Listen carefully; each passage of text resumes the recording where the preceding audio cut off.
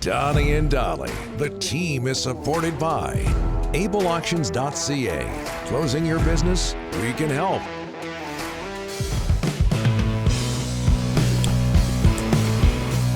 Friday, and all of our guests today are brought to you by our title sponsor. Where would we be without them? Trouble. Able Auctions, ableauctions.ca. Delaney's OK Tire and Langley inbox just before we get to Thomas Drance. You know, a lot of people are criticizing Brock Besser and other top six forwards. And it's not just about Kuzmenko. We'll get to some specific examples, hopefully, later on. We're joined now by Thomas Drance from The Athletic. Drancer, as JT Miller calls him. And by the way, somebody, this is unsigned in the Delaney's OK Tire and Langley inbox.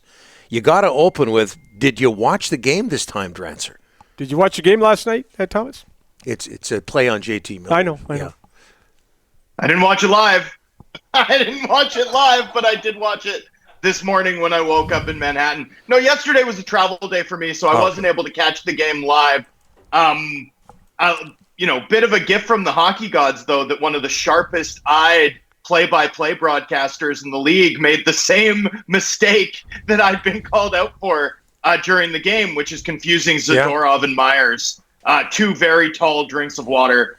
So it goes. So anyway, some people call me Drancer. Other people call me a ray of sunshine gleaming through with you gentlemen today. Oh, absolutely. And we're two of those people. Always a ray of sunshine. Okay, Thomas, before we get into Kuzmenko and, Pettersson and all of that, 2-1, the Canucks lose to the Blues. They couldn't hit the net. Rick talked about that, and faceoffs were an issue as well. What stood out for you? What was your takeaway? I thought they played fine. Honestly, I don't think it was like a bad performance. I think Chalkett's right. They weren't opportunistic with their chances. But aside from that, I think the Canucks have played a lot of games like this over the course of the past month. A lot of games that looked similar in that, they had like one top six line going. Their third line was their best line. The Hronek-Hughes pair was great, but the other defensive pairs looked okay. The goaltending was good. I thought Demko was good. A lot of that feels familiar to me. It's just that a lot of the times that they've played a game that looks like that to me, they've also had two deflection goals, and the score's been 4-2, 5-2, 4-3. What's the difference between that win and the 6-3 win against the Ottawa Senators, except for the fact that the Canucks got every bounce in the first period? What's the difference between that and the 4-3 win the Canucks had in December over the Calgary Flames, where, they weren't at their best, but they deserved to win? You easily could have won that game. They easily could have won that game, and I don't think anyone would have said they didn't deserve it. This is what happens. I do think that this team's going to struggle to score at the rate that they have to this point, and I do think we're going to see more games that look like this, and that doesn't mean to say that there's games that the Canucks are going to lose by one goal. They might come out ahead 2-0, 2-1 in the future, but I do think they're going to have more games that look like that. Unless the power play heats back up, because, typically they just don't generate a ton 5-on-5 unless the Garland line's on the ice. Yeah, that third line, Thomas, last 9 or 10 games has been unbelievable. All right, let's talk about the big story, Kuzmenko. How does this end for you, Thomas? Because 5 scratches. Okay, you got a guy with a contract of $5.5 million, no confidence. He's down in the dumps. It's easy to say move him, but that's a tough deal to make as well, Thomas. Yeah, it's easy to say, much more difficult to do when a guy's making 5.5, when he's in the press box, when people around the league know that the Canucks are dealing with a quote unquote situation, right, and are more likely to throw anvils than life jackets, to quote, some NHL GM 20 years ago. And that statement just keeps getting recycled for good reason. It's memorable. It's evocative. This one's tough. It's hard for me to join. I saw your poll question and I saw the results of it before I came on. And it's hard for me to join in the pile on the clear Jack Adams front runner conversation today, because the data backs it up. That line has performed better with Lafferty on it. They didn't have a great game last night. In fact, I thought they were one of Vancouver's worst lines.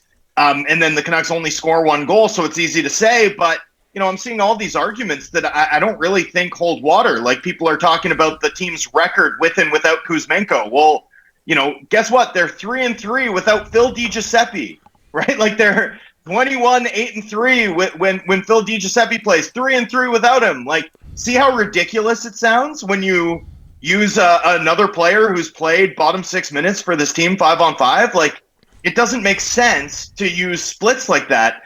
It doesn't make sense to attribute team success using record as a split when the player only plays, bottom 6 minutes 5-on-5. That line has performed better. They've controlled play better with Lafferty on it. They've outscored their opponents by a wider margin with Lafferty on it. Like, the Kuzmenko, Pettersson, Mikheyev line has been outscored for the Canucks 5-on-5 this season, which is hard to imagine given what they accomplished last year. It's clear that Kuzmenko needs to play to get his confidence back up.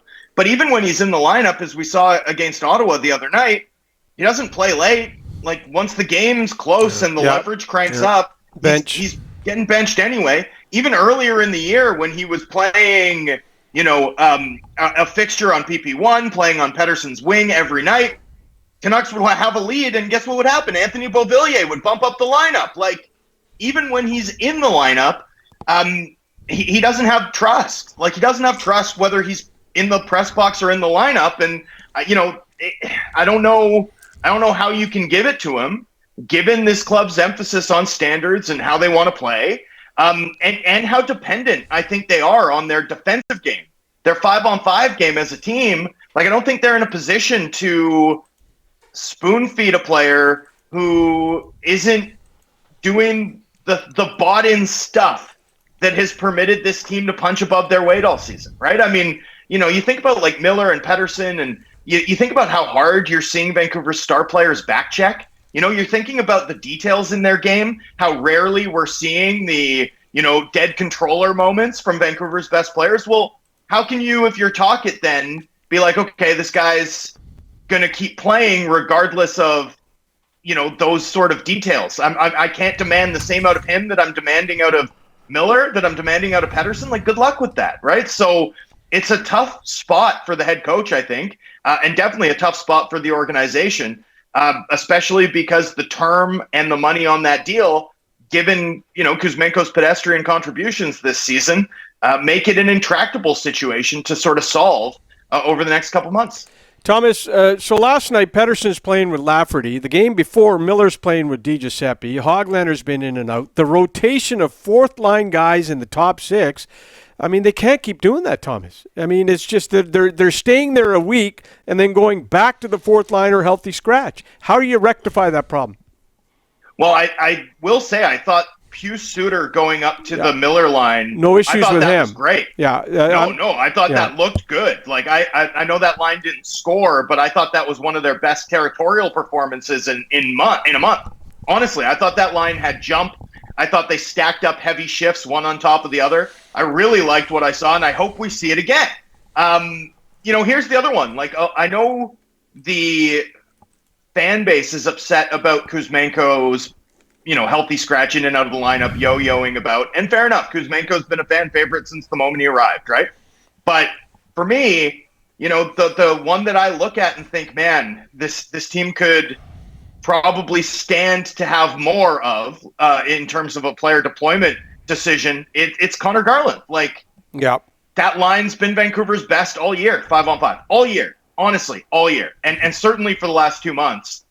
They're now getting the results. We see. I mean, you can see the difference when Kuzmenko goes to the bottom 6, and there's no line being driven. Right, he's not elevating bottom 6 line mates the way that Garland clearly is with Bluger and with Dakota Joshua.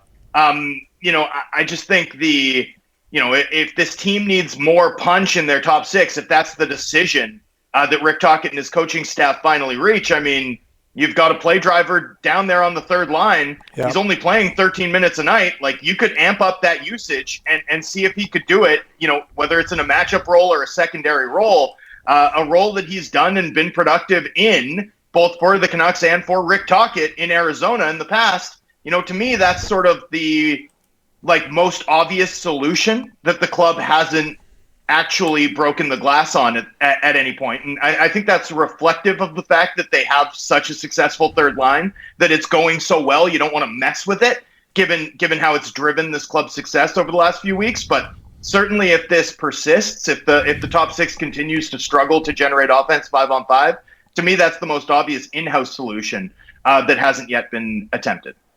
So the Canucks are in New York, in the New York area for the next several days. Are you just staying in one hotel? Because for people that don't know, if you haven't been there, relatively speaking, those arenas, Devils, Islanders, and Rangers, pretty close together. You're just hanging out in a hotel, doing Lord knows what. How much fun is that? It's pretty good. Yeah, I got in really late, but not too late to. I went and hit up the Comedy Cellar, obviously the place that's in the intro to Louis C.K.'s show back in the day. So grabbed a slice of pizza, saw a comedy show, came home, watched the replay of the game. Unfortunately, I'm not going to be able to get out to Newark for practice today. But yeah, I'm in one hotel, downtown Manhattan. It's a beautiful sunny day. Expecting a team day off on Sunday. Fingers crossed. So really need a big Canucks performance on Saturday night in Newark. I'll tell you that much. But yeah, no, this is as good as it gets. Settled. I'm here for 6 days. I'm here for 6 days. You don't get that very often on the road in the NHL where, you're in a different city every 36 hours. You go to a game that night and you fly out at 4 a.m. the next day because you want to make practice. This is a big departure from that. And a very nice time, and I'm sure I'll have some interesting dispatches from various New York rinks. I mean, you've got the Hughes Bowl tomorrow. Yep. You've got the Rangers Canucks on Monday, and you've got the Bo Horvat revenge game number 3 on. Although I don't think Bo Horvat's won one yet. So, but yeah, the Bo Horvat revenge game number 3 on Tuesday. What's better than that, boys? It's going to be a fun trip. It's too bad, in a way, that the Canucks aren't playing poorly this year. I know they lost last night, but then we could end this segment by saying you'll be seeing another comedy show 3 times over the next few days. But we can't do that. Yeah. We're jealous, Thomas. Thanks so much for this. Anytime, boys. Be well. You bet.